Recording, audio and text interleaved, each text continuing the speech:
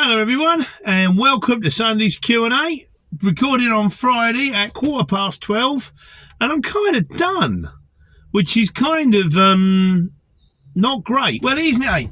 Basically, I've had the dream day. It was I started off at 4. I got up at 4. I had to go up to Chesterfield. I had a load on board. That had to go up to Fusion. It's not called Fusion. They call it something else, but it's Fusion. That unloaded in 15 minutes. Lovely. Been there before. Knew the score. Yeah, saying that was wrong, but I knew I was going. And then I had another pick-up from Mansfield, which is going back to Dunstable. Now, the thing is, the Mansfield one I picked up before was from a distribution centre. I was in there a few weeks ago. In fact, I recorded Q&A from there a few weeks ago. And I thought, OK, well, I'm going to be there an hour and a half. No, wasn't from the distribution centre. Was from a small industrial unit, loaded in 20 minutes. I was back in Dunstable at just gone 11 o'clock. And the place I go back to, last time there was an Arctic in front of me. It took an hour and a half, nearly 2 hours to get it off. Done in 10 minutes. I'm done. I'm outside Misc in Dunstable right now. Round the corner from the yard. Lovely. Now, theoretically, beautiful sunny day. I could go home. I can't go home because I want to get a load on for the morning. Ideally, I want to get loaded for Monday morning. Or potentially, there's still a possibility. It's only 12:15. There might be a small job. There might be Dunstable to Hemel. I had one the other day from Houghton Regis to Dunstable. Now, if that pings up again, happy days. But in the meantime, I'm sitting here and I'm probably going to miss it because I put the phone on aeroplane mode because I'm recording Sunday Q&A. But there you go. It's been a quietish week, but I'm putting a video out in a week or two, smarter, not harder, which is just staying local, less diesel, less aggravation, less wear and tear, says the man who went to Chesterfield today. But, you know, we'll see how it pans out. It's that I can do a job for 20 miles. I can do a job for 100 miles and get £3 a mile. Or I can do a job for 20 miles that works out at £9 a mile. What am I doing here? So I'm fed up with expensive diesel bills. But we come on to that with fairness, which is why fuel cards. But before we get on the fuel cards, this week's intros. What we got on this week's intros? Question of the week. Charles Layton said, "Hi mate, can you tell me what average price is for an Arctic 44 ton per mile on exchange?" Charles, I've done it. It works out roughly the same as a rigid, but I've gone into a bit more detail. Might be a couple of weeks before it goes out there. But if you want the Janet and John version, £3 a mile. If you want the proper version, stay tuned. Tiffy So Cornwall, also, hello mate, how you doing? Said, Pete, question a week for you. Okay. If you please, if you have driven for 4.5 hours, can you then spend 2 hours loading and unloading as long as you have 45-minute break after you finish loading? Not sure if this is an issue. All the best, buddy. Keep them coming. Hope this question makes sense. It makes perfect sense. In fact, it's you got two things going on there. It's the difference between driving time and work time directive. Driving time, work time directive, nearly, but not quite. But I'll do your video. When it comes out, I don't know. But I'll get onto it because we've got a few backed up. I've been trying to, like I say, I've had a bit of time this week. So I've had all them questions that I've been meaning to answer. I've recorded them and I just do one a week. I did 2 this week because the one about the ray gun was kind of the standard response is only a little one. You know, I thought, well, I'll just throw that one in just in case, like, you know. But it wasn't really a proper one. But you do more than one a week. It's just too much. So anyway, so this week's main video, with that in mind, was on fuel cards, which is becoming a thing for me. When I had the company, I didn't pay enough attention to the price of fuel cards. Now it's me on my own. I've got a bit of time. I'm getting a bit more switched on, maybe. And I'm paying attention to fuel cards. And some people could be a little bit naughty. We don't like that. So, by 72 says, get 2 cards, play them off each other. He said, and then someone else, I don't know if it's Dale Steele, he said, I have 3 different cards, and each week the price is changing on them. I've got a bit mixed up with my things here. But yeah, I've got 3 different sets. And what I do is I just check the prices. Now, I've got 2 people I use, one particular firm I use, which I've just got, and they are basically, they've said to me, we might not always be the cheapest, but we'll give you a good price. So we might be a penny. We might be 2 pence dearer than someone else. But he said the reason they're cheap is because they're trying to undercut everybody. They might even be selling it off cheaper than they're paying for it to get you back on board. And then when you're back on board, they'll start cranking it up. He said, we won't do that. So I'll keep it on top with these guys. I'll let you know. But yeah, like I say, if they can give me consistently good prices, I'm going to stick with it. Which actually reminds me, actually we'll come to that in a minute. Oh, no, it was Dale Steele said, I've got Watsons. They seem to be good. I'll look out for Watsons, Dale, because I'm always in the market for the new guys. Neptune Courier. I watched your video. Neptune Courier did a video. I think if I can, I'll do a link. It was good. To go into the XL from Scotland and back. It's got a hot box. I like the look at the hot box. The hot box is cool. So let's see if we can get a link in for that one. It's a good video. He says, I don't always, I'll be honest, I don't tend to watch other people's videos. It's nothing personal. It's just a bit like I drive a lorry all day long. The last thing I want to do when I get home is watch videos about other people driving trucks. Never marry a gynecologist. They never take their work home with them. Trust me, girls, it's a bad idea. Anyway, Neptune Curious says, he said, I do something similar. I have 3 cards, and when a company starts to jack up their price, I leave a card out of my wallet. It's invariable. Within a couple of weeks, they call me. I explain their price has gone up versus my other cards, and they say the same thing. Yes, they do. They go, let me see what I can do. You know what you can do. This week my cheapest fuel has been 109 plus VAT, and Damien W says he's got 105 plus VAT. Leachy says, my mate Lee, how you doing, Lee? He said, I've just applied for a new card as my UK fuel price was 122 plus VAT. I sent them an email regarding the high price. They haven't got back to me. The new card is 109. So a couple of things here. Yes, Neptune Courier is right. They all say, I'll see what I can do, which means they're charging different people different prices. Because if they knew, if it was just like one standard price, like the mob that say we look after people, the one I'm using at the moment, they would go, well, I know what our price is because this is what it is. So what they're doing is they're going, well, clock that one up, we'll clock that one up. Oh, he's a bit sensitive, we'll drop that one down a bit, which is business. There's nothing wrong with that. We're not running an ethical thing here, they're running a business. If that's the best way their business works for them, good luck to them. If they just want to sell to people that are too daft enough to check their fuel prices so they can stitch, well, you know, so they can charge them what they like, great. There's nothing wrong with that. Business is about maximising profit. It's not an ethical thing within reason. It's about maximising profit. But it's not always about maximising profit. Good business can be just about being very good at what you do, looking after all of your customers all the time so don't go elsewhere. Which reminds me, what we're going to do, what I want to do, and I'm speaking to my mate Nick the Urban Truck about this, can you put your fuel prices into me again? Because I did this thing a little while ago where I was going to do, the best price on this card this week is, and the best price on this week, and it got a bit confusing because I didn't realise at the time that some people are paying different prices on their cards. I kind of thought, well, this card's doing this much money, that card's doing that much money. I now know that's not to be the case. But if you could all give me a reasonable, I mean, don't get me wrong, there's probably going to be like, like averages, you get mean, median, and Mo's. Yeah, Google it. It's too boring to go into. But it's probably going to be a medium price where there's going to be like some over here raving cheap because they might be getting a super deal. Some over here raving expensive because they're not checking it. And then it's going to be a bunch in the middle. You know, like, well, I've got 105, I've got 106, 109, 109, 109, 117, 109, 109, 120, 109, that kind of thing. So we'll know roughly what you should be paying around about the 109. So, but if you can all put your prices into me, please, when you get them. And what I'll do every week at the beginning of the Q&A, I'll just go, and by the way, this week's average fuel price is. And then you know what you're doing. I mean, so it's, it'll just help people. You go, oh, hang on a second. Did he say 110? I've got 118 on my email. I'm giving them a ring. That kind of thing. So, but that's fuel cards. We'll see how it goes. Like I say, please put your fuel prices in at the end of the week. Set an alarm on your phone or something like that. Or when it comes in, just ping it on a text or, just stick it on the comments. And if we can, I'll get it right. Hopefully when I do it a couple of times, hopefully you'll get in the habit, but we'll see. So I did the other little one as well on standard responses.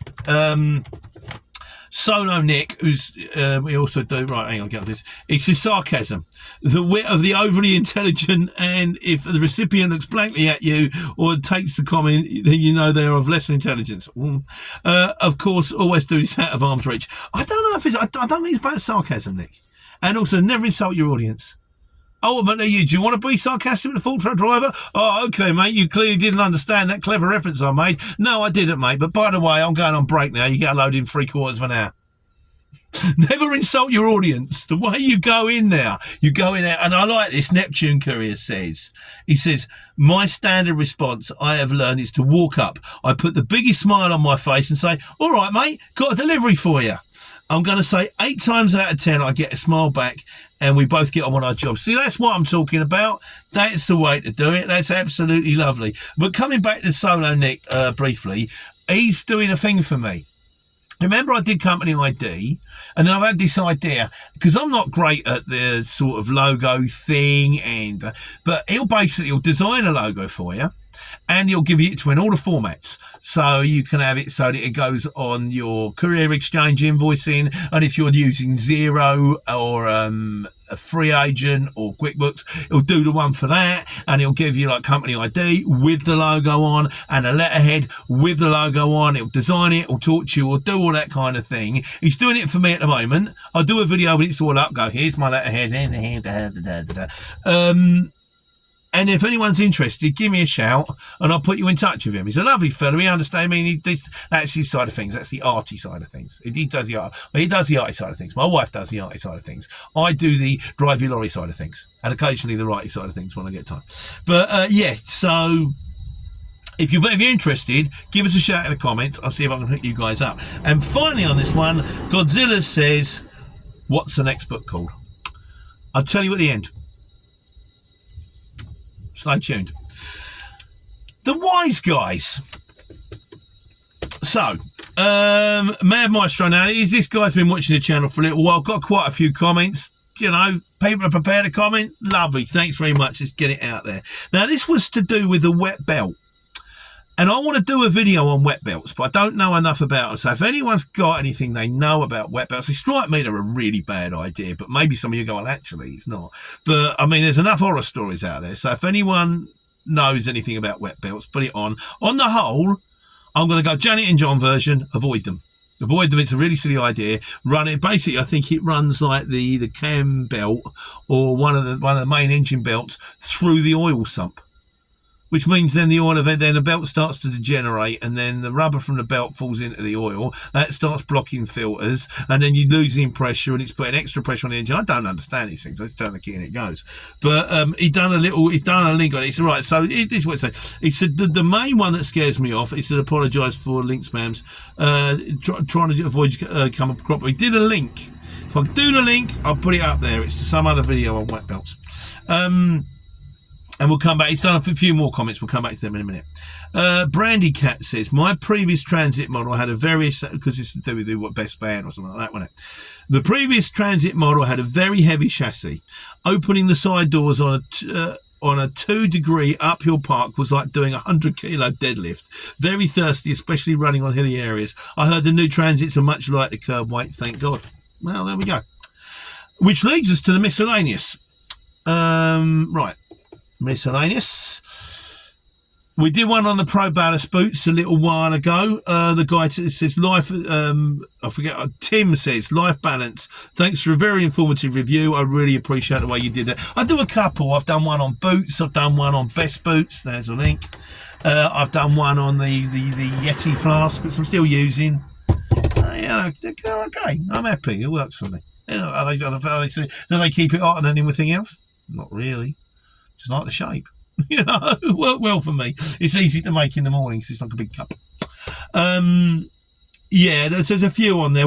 As for the Pro Ballast boots, they were brilliant, but I'll never buy them again because they're just so crazy money. They only sell them in the States, and if you want them here, they're like 200 and something quid. You don't spend 200 and something pound on a pair of steels or a pair of composites. You can get the English equivalent for about a £1, and you can get other ones for even less than that. So, and besides, I'm not in boots at the moment. I'm now in closed-toe Birkenstocks at the moment because they're very slippy, off and onable when you're climbing around a cab, and you've got the closed toe just in case. And they're Schneidis. They're from Penguin. There we go. Which were very cheap. They're from M&M Direct. If anyone doesn't know about M&M Direct, Google it. It's fantastic. They basically do clearance sportswear and stuff like that, and just boots and stuff. And they're you know, T-shirts. Very, very good. Right. Company ID. By 72 says, the only problem with company ID is if you've got it, you'll still be waiting ages at Cargo at Heathrow, and he's not wrong. Just factor that into the cost of the job when you're pricing it. If it's his company ID, it's an airport. If it's an airport, you're going to be there a while. Siobhan Jones says, oh, because she's on at Google. I'm well into Google now. My mate Nigel just got me into Google. He says you've got Google Slides, Google Sheets, Google Forms, Google Sites, and no more. Not sponsored, but take advantage of them because they're all free. Why pay for it when you can get it for free? And he's right. And I worked out why. It's because Google know everything about you.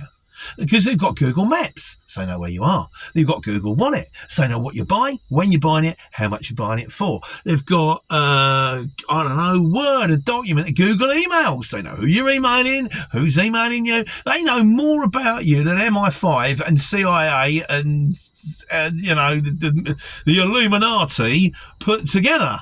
And so they're going to get it for free. Because you're giving them information, which then they can flog off to the advertising people to go, right, you need someone who's into trucks. I've got an email for you. But I'm fine with that. Because it's quid pro quo, Clarice, isn't it? They're giving the gear for nothing. Microsoft want to charge me £80 a year. And don't tell me they ain't taking my information. Of course they are. Whereas Google, yeah, they can have it for nothing. Don't worry. Crack on, son. Brilliant. I'm loving it. Loving the Google thing. Siobhan also says, he said, an ex-mobility, no, someone wanted best van.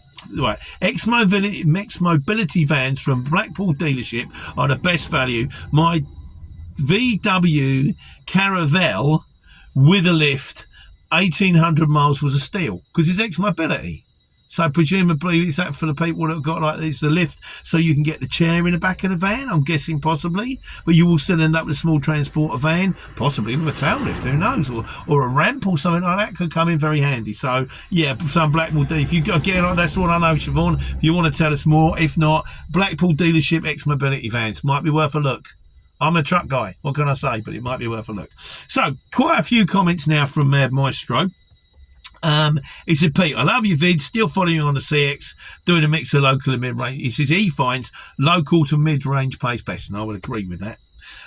He says, I sometimes do, as a 2 metre small van driver, £120 a day, sometimes £200 a day gross. This is all for the people out there that are thinking of going on the exchange in a van. Take it from the horse's mouth. Don't take it from me. I haven't run a van for years. He said, best I had was loaded the night before. I did £580 in a day. Yeah, one of our drivers did that in a small van once. Got a double load coming out of Newcastle coming back. Got London to Newcastle, then a double load coming from Newcastle. He could co-load it. He said to both of them, they said, yeah, absolutely smashed it. I said to him, you're making more money in a van than I'm making in a lorry. It was one day, but well done. He says, I do an average week of 450 to 850. It's pretty good for a small van, I'd say. Running cost 390 to 550 a month fuel. About £1,000 a year, tyres, servicing. He says, I own vehicles, no lease. My goods in transit is £15 higher reward, £100 a month. My public liability, £80 per annum. Yeah, that's cheap. I also do work as a joiner carpenter to break up my week sometimes, £200 to £300 cash per day to boost towards a new van, but still running and very happy. So if you're thinking about the van, you might want to rewind that and run it through a bit slower, but that's the kind of figures that our mate Mad Maestro's doing at the moment. So give you an idea what can be done. If, make it work, I'm sure you potentially, if you want to do 7 days a week and do 13-hour days, you could possibly do more. We can't do 7 days a week, 13-hour days, not properly, but you're in a van. You're not on a card, are you? Not on a taco. Not that I'm actually saying you should. I'm just saying you're not on a taco. But yeah, or you might want to do less. You might want to be an Uncle Albert. What was that? 90. Yeah. Who knows? He said the contrast is if I worked on Feb tools every day, I'd probably be a millionaire by now. Not running, but I do couriering, give the old knees and back a break. 43 going on 63. Yeah, that was the best of us, mate. But it keeps me fit. Whereas working on the tool, it keeps him up and around. Yeah, it gives him a break from working on the tools. Right, that's one. He also says, right, few comments here. Back on topic, I have shippers from the CX that I like that now use me direct, because one of the guys said, can you take jobs direct? Not from the customer, but you can from shippers, of course. He said 2 or 3 shippers ring me direct when I'm available. Decent payers, you tend to get that as well. The ones that use me direct tend to give me more money as well. I'm going to skip over this picture. There's a lot of figures here. Right, and so now, and finally, bit of advice for anyone starting on the exchange. Get your personal outgoings down to £1,000 a month or below. Say your missus works 3, 4, 5 days, then you will smash it easy. If your personal outgoings are 2 to 5k, you will struggle. That's what I did. My personal outgo, I got my personal outgoings down to £1,000 a month, and in half a year's time will be £600, or 7 years' time, £600 a month. No mortgage, get rid of all that, he's got rid of all that kind of stuff. He said, but that's the way to do it. It's just get your expenses down. It suits people with kids all grown up or no kids at all. If you have a family, you will need to work very hard on the exchange to make it pay.